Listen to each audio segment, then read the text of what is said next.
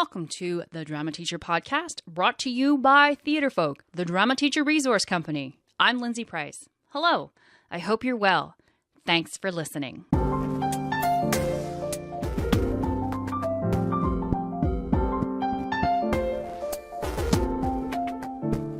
This is episode 182, and you can find any links to this episode in the show notes, which are at theatrefolk.com/episode 182.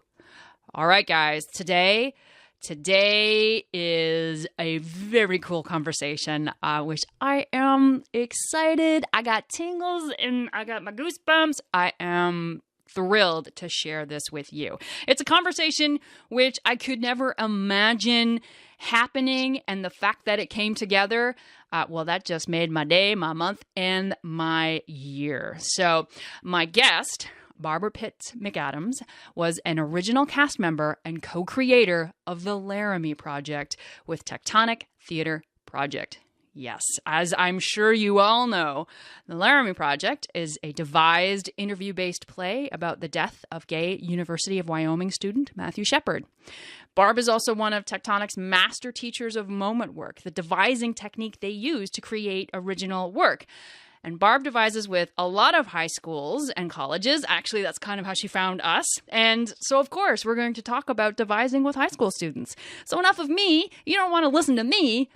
Let's get to the conversation. Let's do it.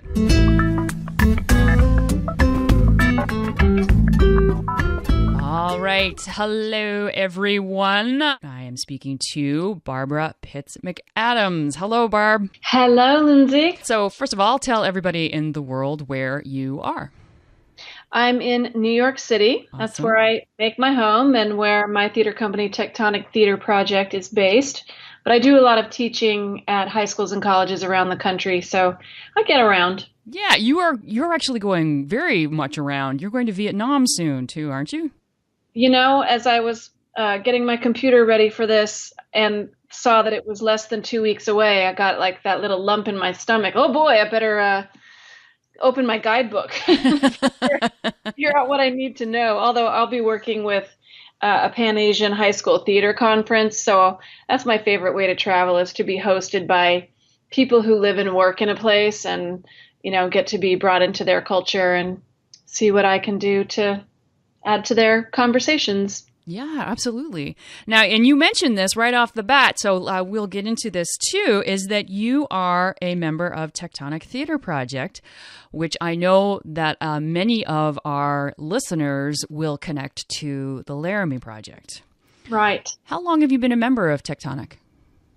I guess since about 1999. So the company had made one trip to Laramie, Wyoming a month after Matthew was attacked in 1998. And somebody else was scheduled to be in the first sort of workshop of the interview material. Then she got an off-Broadway play, and I had been working with company member Lee Fondakowski on her interview-based play, which was called I Think I Like Girls. And so, you know, Moises and company had seen that. They're very supportive of each other's work. And Lee said, well, what about Barb? You liked her in my piece. And he said, yes, bring her. And, you know, just for the students who might be out there listening, I mean, I was very well aware of who Tectonic Theatre Project, who they were, because I had made a show everyone kept comparing to Gross Indecency, The Three Trials of Oscar Wilde, which was the play that preceded the Laramie Project and actually was so successful, there was enough money in the bank, which is such a rare thing for a theater company, that they could take 10 people to Laramie, Wyoming and conduct this research without any inkling of whether or not there was really a play to follow.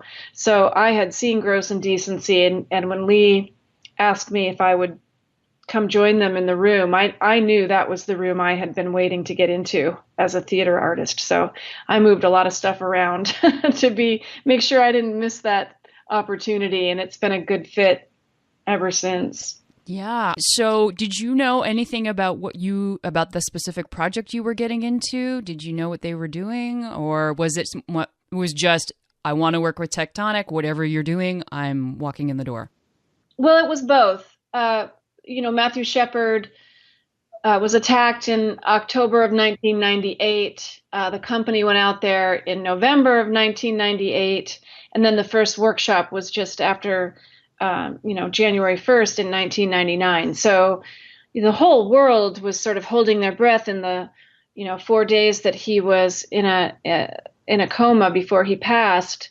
So, I was definitely aware of what had happened. And I was aware that Lee had gone out there sort of vaguely. I wasn't really in the loop on that. But as soon as she asked if I would be in the room, I mean, when we had read I Think I Like Girls in Moises's living room sometime before that, and, I was sitting there staring at the actors who had made Gross and Decency, including Michael Emerson, who people know from Lost now and Person of Interest, and just how generous they were with each other and asking, what do you need, Lee? How can we support you? I felt like, wow, that's the kind of artistic home anybody craves.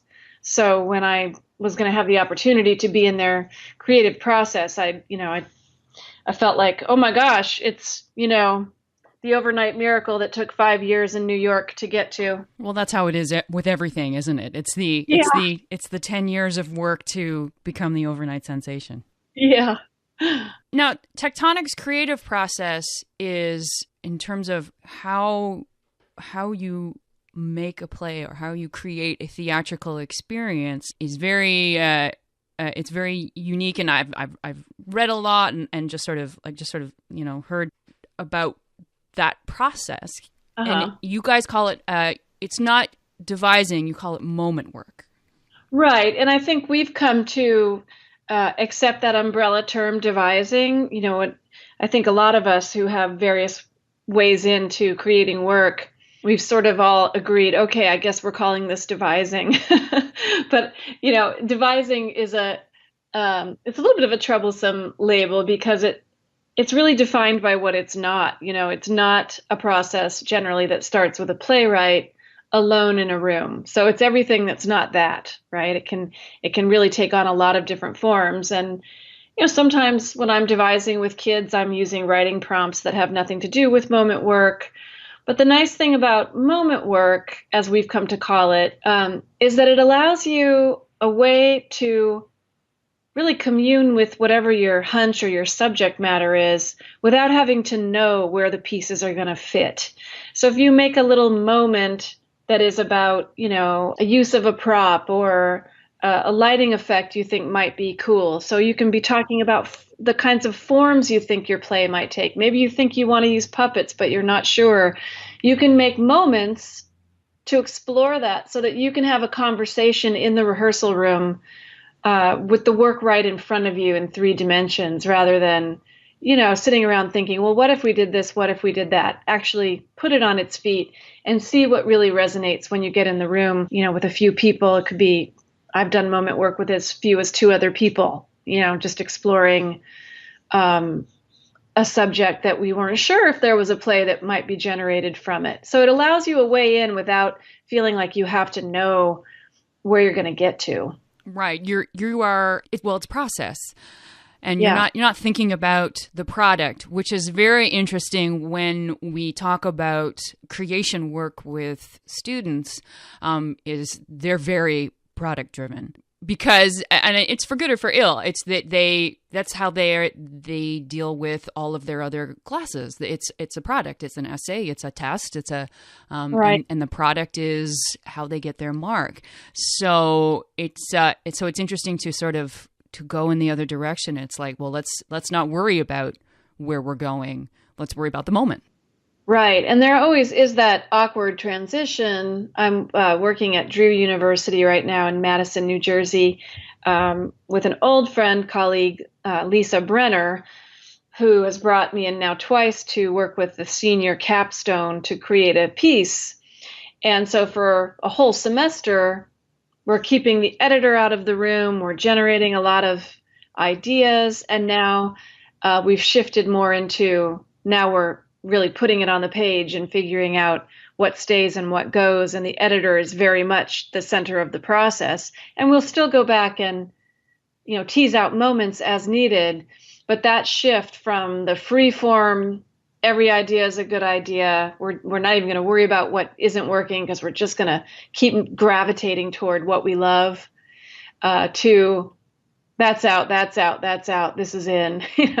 That's a really awkward transition. And also in our process with Tectonic, there's always one central director deviser who's going to have the last word. So you can use moment work to make collective work, but I hope you have a lot of time, because making work by committee is much more time consuming and sometimes can water down a really strong vision. I think with Laramie, one of the things that makes that play so strong and so enduring is that we were all enfranchised to be kind of character advocates, or as we called it, actor dramaturgs. So, it was also before Google Docs and things like that. So we really had to have these big binders and really be the dramaturgs for a certain portion of the material just to keep track of it all.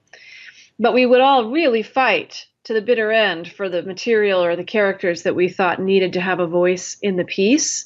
So I think that makes it a really, it's a very far-flung portrait of Laramie, Wyoming. Yeah. Because so many of us, we all had sort of the area that we were sort of interested in. So there's something to be said for that. But in the end, the way we work, there's usually one really strong director who gets to make those final decisions. And I think that brings out a very specific and an important point when it comes to, however you want to call it, creating a work, devising or whatever, is that you make a good point that there is a time for free-for-all. And there's a time for someone to go, okay, free-for-all is done. We need to make decisions. And then in the middle, that someone needs to fight for the work. Right. So we have free for all, we have fight for voices, and we have decision. Does that kind of sound like? I know that's very simplistic what I've just said, but in terms of the framework of where you guys are going. Yeah, I think so. And I think anytime you put up a new piece, you have to lock it at some point so people can do their best work. If your actors are, just feeling completely insecure about where they're at, you're not going to know if the piece is working. So you have to lock it at some point so that everybody can do the work they need to do. So we all start out as generators of material, whether we come at it as an actor, a designer, a dramaturg. Anybody in our process can get up and make a moment, including the director. So you have an impulse, you put it up, and then eventually in our process, we all kind of revert back to whatever we were brought in to do, whether it's to act or assistant direct or house manage, whatever it might be. So that's always a sort of organic falling away as well. Like some people feel like they need to drop out of the creation phase of it sooner than others in order to then be able to focus on being the actor or being the designer. But it's a really fun way to work. I've been working on the Moment Work book with Moises Kaufman, our artistic director, and there's 5 other collaborators who also do some of this moment work teaching. And I was realizing that in college, we had to take a lighting design class, and we got one of those little templates, that you can trace a Fresnel or a whatever those other lighting instruments are called. But I don't think I ever got my hands on any actual lighting instruments. Whereas when we teach moment work, we bring in some clip lights and, we'll really play around with, have people bring interesting other kinds of lights, little laser lights, Christmas lights, whatever it might be. And we experiment with what light can do to create narrative. And I thought, gosh, if I had ever been allowed to really manipulate lights, who knows, I might be a lighting designer today. So that's one of the fun things about moment work is you get to try on all those hats. Well, and what I read is, and I think this is very exciting just in terms of students and text, is that the notion that all elements of the stage are on equal footing as text. Exactly. So lights are equal to text, and sound and costume. And when I read that, the first thing that came to my mind was how many students I know who are deathly afraid of writing. Like they're afraid of. Yeah, me too. Yeah.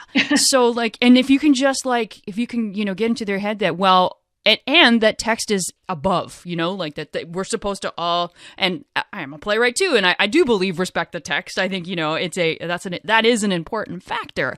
But if we have, students who are working together to create work, there's a pretty huge stumbling block if we all have to work towards text. But if we have other things that are as equal as text, it just must be exciting. Right. This play that I was commissioned to devise with students at Kimball Union Academy in New Hampshire, and we couldn't really black out the space where we were doing some initial moment work, so I kind of skipped over lighting, and we knew it was going to be the fall school play, so in the end, the kids weren't really going to operate the lights most likely anyway, but so I thought, okay, well, I'll focus on sound then, and we had sort of, because the theme was about the masks we wear as opposed to being our authentic selves and it going up in the fall, I thought, okay, I think this play is, I don't know what it's going to be, but it's going to start with a Halloween party and then things are going to go very wrong at the Halloween party. So I had them make sound moments. And so that whole opening of the play ends up, everybody's cell phone notifications are going off. So there's a whole soundscape of cell phone notifications. There's the soundscape of the songs that the kids wanted to play at the Halloween party they would want to be at.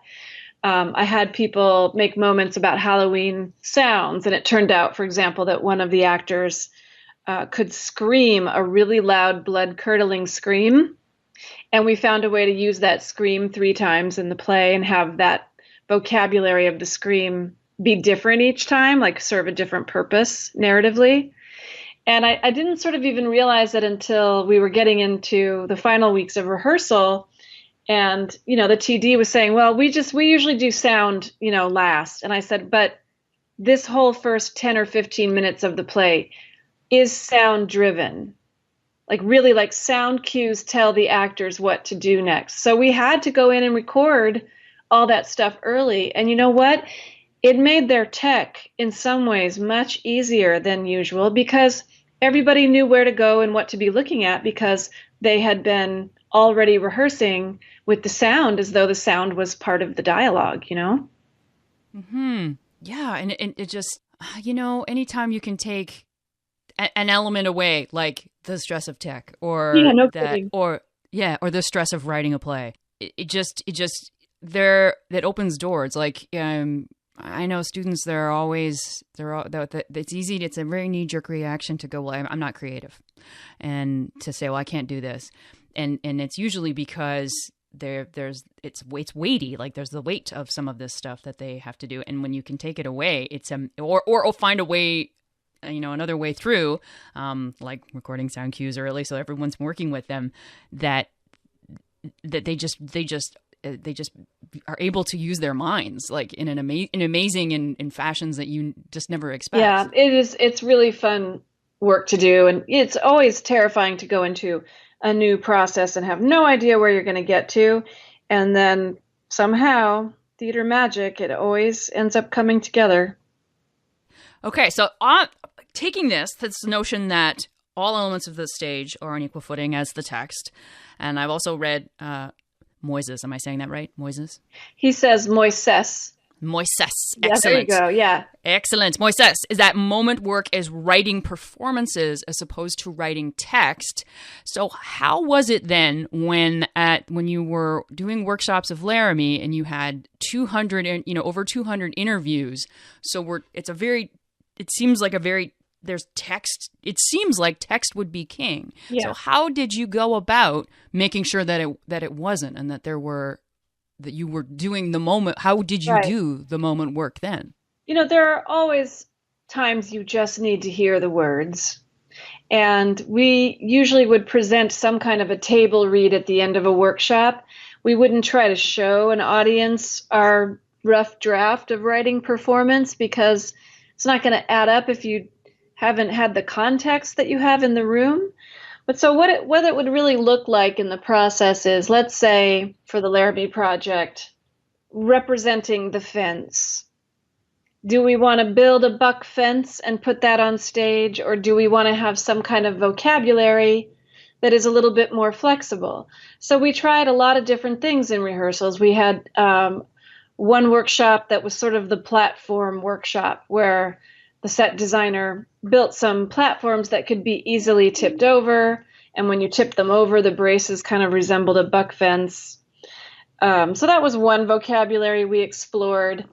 And then ultimately, I think it was company member Greg Perotti who he lined up some chairs and had people delivering some text, and they would leave as their text was finished.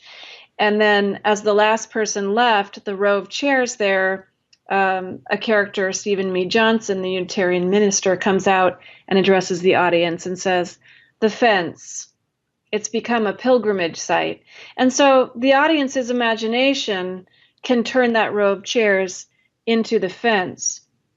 And you know it when you see it, when you're like, aha, that's the form. And he didn't necessarily nail all the correct text leading up to that moment. So the other thing to know is that every time you're making a moment, it's a way to sketch.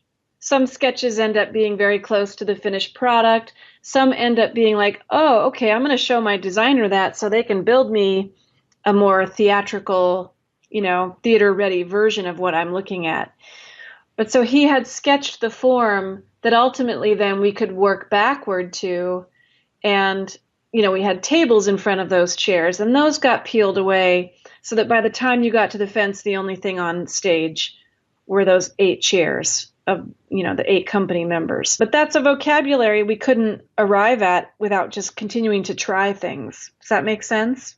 Oh, absolutely. And it's that whole notion of you never arrive at the right answer straight out of the gate. Very rarely. And in devised work, I think particularly, again, it's all about with students getting towards that finish line, and about how, no, we actually have to try different things to arrive at the most effective. Right. And we always ask people to listen for when there's an audible reaction in the room. So somebody puts up a moment and you hear a ah in the room, or a little laugh, or a wow. So when you get those responses, your ears prick up like, okay, what just happened in the room that got some kind of a wow moment response? And so you work toward those moments. And, the nice thing about moment work is you really can't fail at it, because if it's not resonating, we just move on, so unless you're a little further in the process and then you need to tweak the moments and restage them and see if they hold up, then you might rework things a lot. But in the beginning, you just make hundreds of moments just trying to find the right, as they say, Michelangelo said when he was carving the David that all he had to do was find the right marble and then remove everything that wasn't the David, So that's what you're trying to do, is find the right marble. I wonder if, in doing this work, particularly with college and with high school students, if they're, again, talking about the pressure of creation, that there's less pressure because you don't have to write, you're not working on a play, you're working on this one moment. And if it works, it goes in this pile. And if it doesn't work, then we'll make another moment. Exactly. Yeah. Yeah. So how much, so you're working at a university now. You've also done this kind of work with high school students. Yes. And what's that experience like? It can sometimes be a little sophisticated for even with my last high school kids, we were making some moments. We did a round of what I like to call virtuosity moments, because it's a great way to get to know what your kids' special skills are. So, someone says, and for the listener, a moment is framed by I begin, something happens, I end, or if a group of people is making a moment, they say we begin, they show us something, might have text, might not, and they say we end when the moment is over. They can be as simple as, I begin, show me a gesture, I end. They can be as complicated as, have lights that go on and a sound cue that comes in and some text is spoken. They can get quite layered and quite complex, but in the beginning we keep them real simple, focusing on a single element of the stage. And for us, that can really mean anything. You can talk about the element of props or costumes. You can also talk about the element of surprise. It's just a way of titling something so you can turn your attention toward it and not forget, spatial relationship. Let's do some moments about that. What happens when we're really far apart on stage versus all clumped together? So it's a way to really have a dialogue with the elements right in front of you. So I think that part can be really fun for kids. But I had a person, after we'd done this round of virtuosity moments, and I could see who could rap, and somebody's virtuosity was showing us a film of the special effects makeup class that she had taken and made these really gory scars. So it really was a wide variety of special skills these kids had that I could then incorporate as I was figuring out what the play was going to be and help, make their characters more sort of appropriate to their skill set. And then somebody raised their hand and I thought, oh, good, I've got a question. Everybody's getting really hooked in now. And the question was, when are auditions? Oops. So here I thought I was really, explaining how we're going to devise this piece together, but it just was such a new idea to them. They do really beautiful, very detailed theatrical productions at this school. And so, kind of changing everything, and including not auditioning for the play, was just a really big, 180 for them. And we did end up, we made this particular play a play within a play. So everybody did get to audition a piece of text, so that we could kind of figure out in the play within the play who they should portray. And I think, there's something to that. I think kids enjoy the thrill of the audition process to some degree. So I was able to, sort of adapt my devising to accommodate what they think of as the process of making theater. Well, I think that probably was really eye-opening for them, that you were being flexible, that it's not a rigid process, which, right. Sometimes the act of putting on a play, which is wonderful, but it can be a rigid process. There are auditions. We are going to read the play. Okay, now we're going to block it. Okay, then there's a performance, and that's comforting. Right. Yeah. That's a known way to get at the work, right? So I think for high school age, and I've had other short workshops where, for example, I introduced the moment work process, and I think I had maybe 3 45-minute class sessions with this group, and they made a beautiful piece about Hurricane Katrina, just using the elements of the stage and some text from an article that we found in the paper. So sometimes you really can turn those things around very quickly. In the particular case I was just talking about, though, I was brought in to really create the fall school play. So they were expecting it to kind of follow the usual production schedule. Yeah. Well, you can see how they would just fall into that. Well, what's the fall? It's the fall school play, so it has a right. process. So when you are, and I can't believe we're coming to the end already, which is just the time just flying so quickly. It's really interesting. It's really interesting to talk to you because, and I think it's really important to get something like this out for our folks with that exact thing, that there's more than one way to make a play, and there's more than one way to turn an idea into a play. Well, and I was so when I stumbled upon you guys recently, when I was looking for some resources, and I just thought, oh, it's so great content that you guys are providing on this platform for people to share ideas, because you can get, you could just get tapped out with what you know how to bring to the table. So it's really nice to know that you guys are out there kind of compiling all these different resources. Well, thank you very much. You're welcome. So as we end, because I know that, so you guys go into the creation of the work.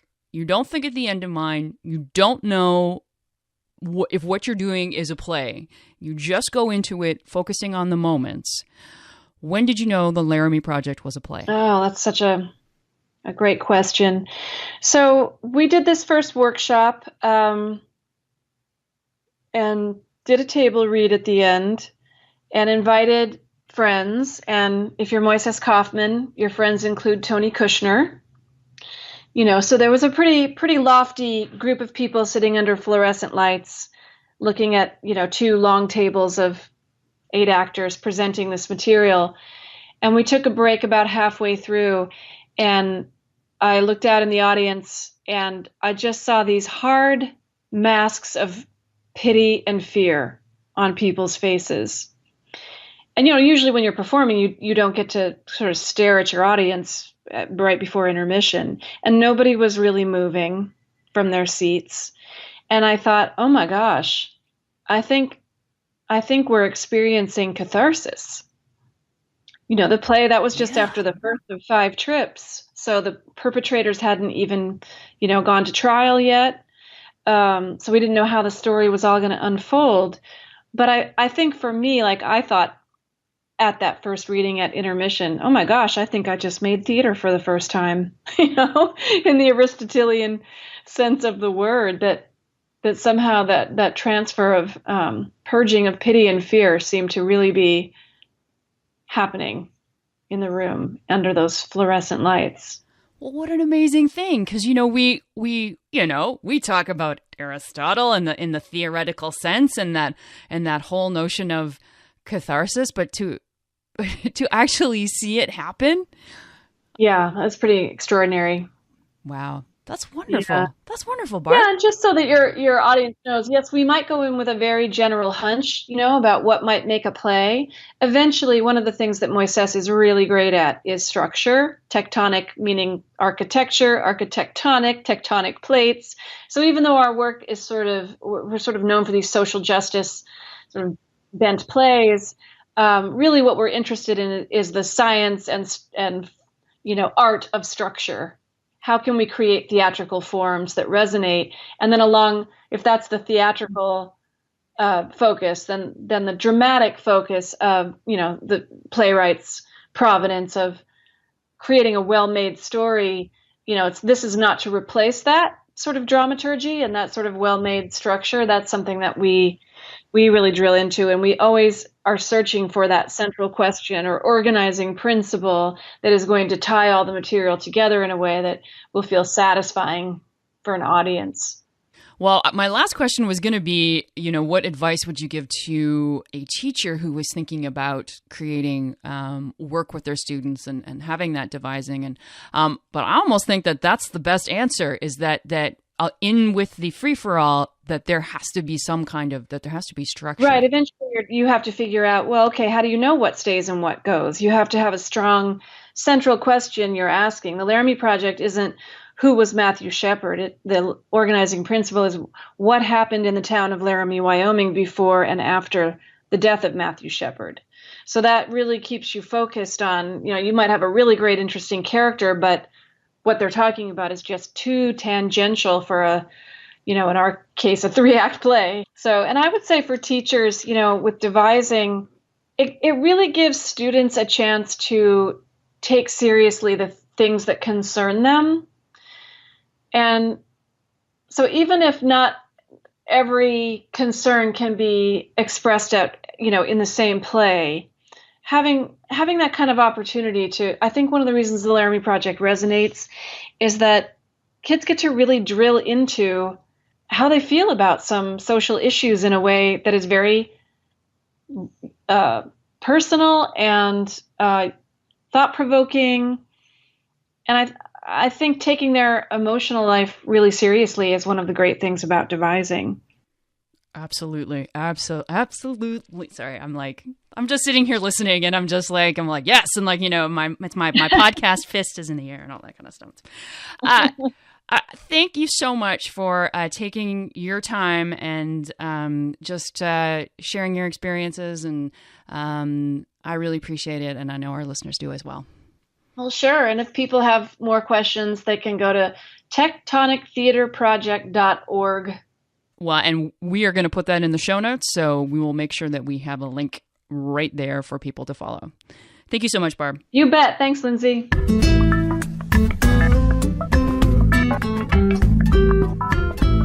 Thank you, Barb. And I just want to remind everyone that any links for this podcast you can find in the show notes. Theatrefolk.com/episode 182. Before we go, let's do some Theatrefolk news.